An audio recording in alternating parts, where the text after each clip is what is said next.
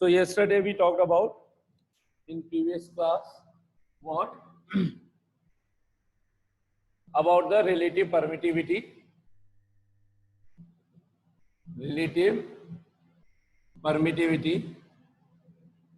और dielectric constant.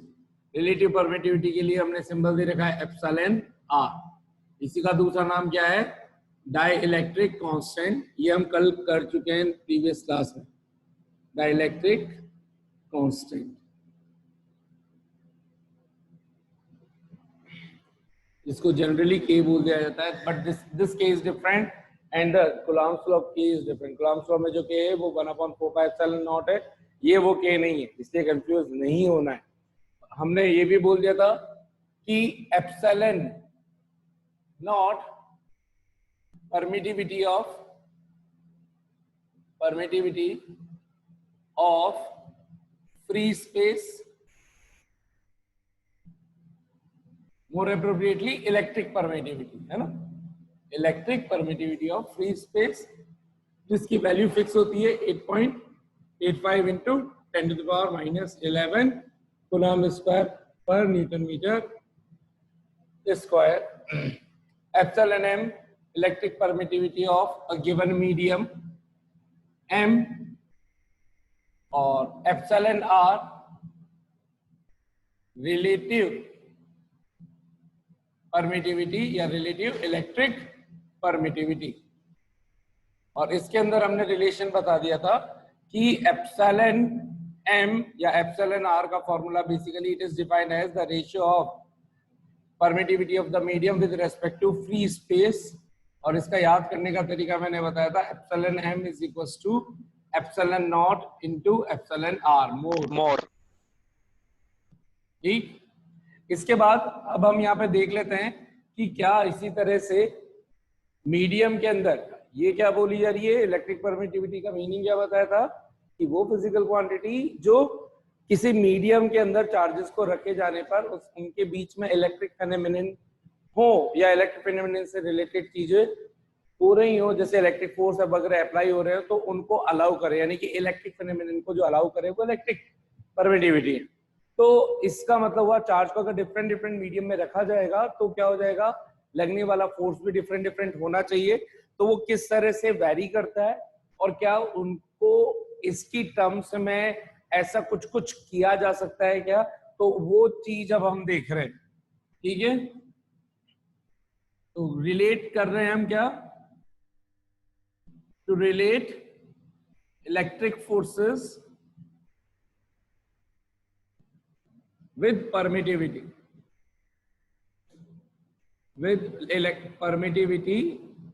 या dielectric constant के साथ relation of electrostatic constant with dielectric constant, relation of electric force या इलेक्ट्रोस्टैटिक फोर्सेस बोल सकते हो with dielectric constant.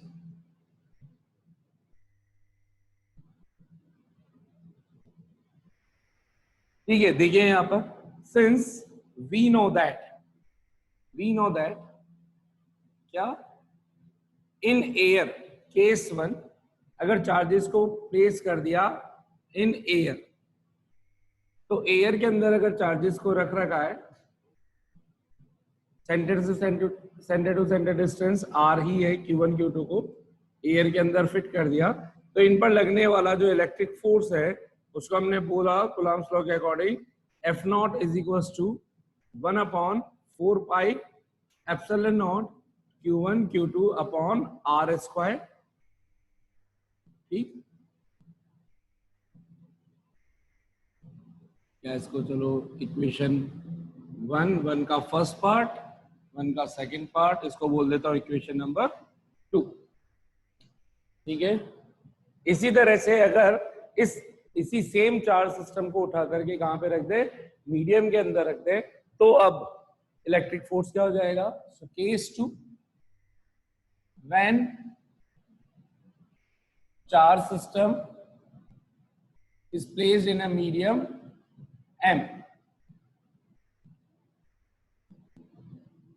placed in medium m medium के अंदर अगर हम प्लेस कर देंगे तो क्या हो जाएगा, तो ये एम मीडियम बना दिया जिसके अंदर सेम चार्ज सिस्टम जो आर डिस्टेंस पर है Q1 Q2, लेकिन ये किसी डिफरेंट टाइप के मीडियम जो एम है उसमें रख दिया और बता दिया कि इसकी इलेक्ट्रिक परमिटिविटी एप्सिलॉन एम है। तो इनके बीच में जो भी फोर्स लगेगा उनको अलाउ कौन करेगा, एप्सिलॉन एम। फ्रीज में इसमें अलाउ कर रहा था एप्सिलॉन नॉट, तो यहाँ पर एफ एम कितना आ जाएगा 1/4 pi epsilon m into Q1 Q2 upon r square. Equation number 2 नहीं 2 उसको दे दिए उन्हें, थर्ड इक्वेशन नंबर 3।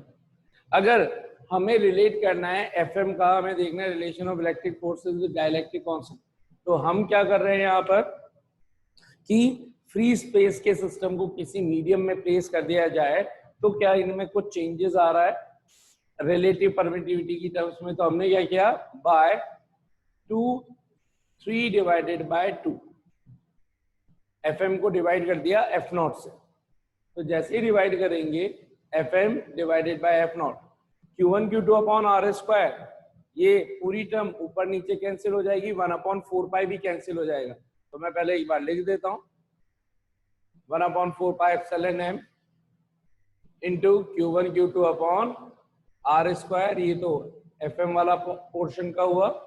फिर ठीक इसी तरह से 1/4 pi epsilon not Q1 Q2 upon r square, Q1 Q2 upon r square से Q1 Q2 upon r square पूरा का पूरा कैंसिल, 1/4 पाई कैंसिल।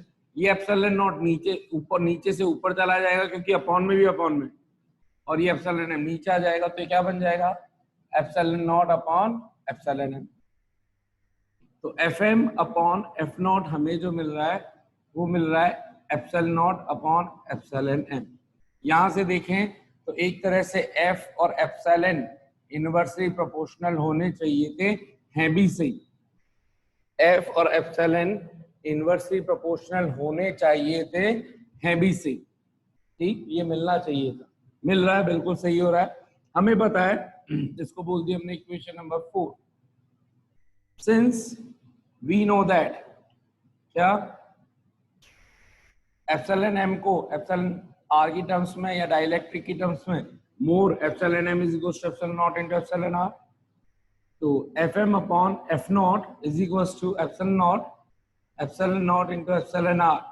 ये कैंसिल, यहां से एफ एम की वैल्यू कितनी आ गई 1/एप्सिलॉन आर, ये 1/एप्सिलॉन आर, एफ नॉट को ऊपर ले गए, यानी कि जो फोर्स है मीडियम में रखने पर डाइलेक्ट्रिक कांस्टेंट, एप्सिलॉन आर ही क्या है डाइलेक्ट्रिक कांस्टेंट। बुक वगैरह में देखोगे तो उसको के बोल रखा होता है, तो ये ऐसा मिलेगा 1/एप्सिलॉन आर एफ नॉट या 1/k डाइलेक्ट्रिक कांस्टेंट। ये क्या है डाइलेक्ट्रिक कांस्टेंट जिसको डिफाइन कर रहे हैं। Please this is not equals to 1/4 pi epsilon not, ये 1/4 पाई नहीं है, एप्सिलॉन आर का ही दूसरा रिप्रेजेंटेशन है, सिर्फ के 1/k times of epsilon not, sorry F not. तो हमने क्या बोला कि किसी मीडियम में प्लेस किए जाने पर जो फोर्स है वो वैक्यूम या फ्री स्पेस में मिलने वाले या लगने वाले फोर्सेस का कितना टाइम्स हो जाता है 1/k टाइम्स या 1/एप्सिलॉन आर टाइम्स हो जाता है। तो दिस वाज द पोर्शन कि क्या रिलेशन होता है, कितनों को समझ में आ गया। So from here we can define the definition of electrostatic force exerting between two charges when placed in medium in terms of epsilon r, such that the electrostatic force in a medium is equal to the 1/epsilon r times or 1/k times 1/dielectric constant times of force exerting when the same system would be placed in air। तो ये इसकी दूसरी definition हो सकती है। और अच्छा, आपको ध्यान रखना है कि जो ये रिलेटिव डाइलेक्ट्रिक कांस्टेंट है एप्सिलॉन आर या के, इसकी वैल्यू इन वैक्यूम या एयर के अंदर होती है, वैक्यूम और एयर या फ्री स्पेस, तो इसकी वैल्यू होती है 1, एप्सिलॉन आर एयर या के एयर, इसकी वैल्यू कितनी होगी 1।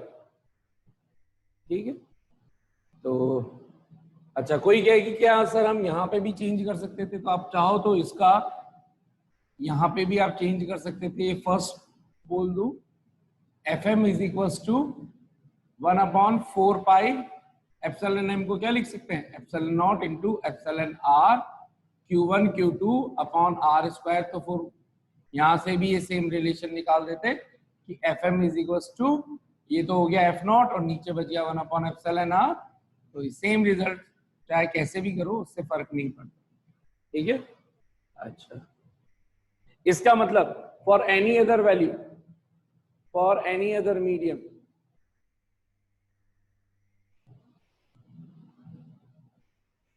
किसी भी मीडियम के लिए एप्सिलॉन आर की वैल्यू एनी अदर मीडियम या के की वैल्यू के एनी मीडियम एक्सेप्ट एयर और ये ग्रेटर देन टू 1 रहेगी।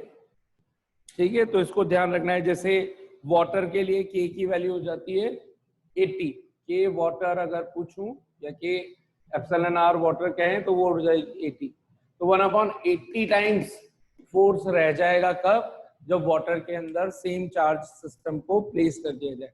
एयर में कितना फोर्स लग रहा था उसका 180 टाइम्स रह जाएगा। अगर 160 न्यूटन लग रहा था एयर में, इन दोनों के बीच जो भी फोर्स लग रहा था वो एट्रैक्टिव था रिपल्सिव था, बेस्ड ऑन किस नेचर का, Q1 Q2 से अभी उसको हम डिस्कस नहीं कर रहे।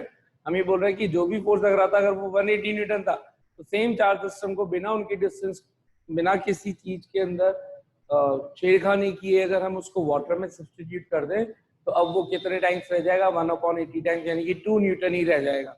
तो ये डिफरेंस आ जाता है। So that was the topic, इसलिए ये चीज जरूरी थी। ठीक है, तो सभी को समझ में आ गया होगा।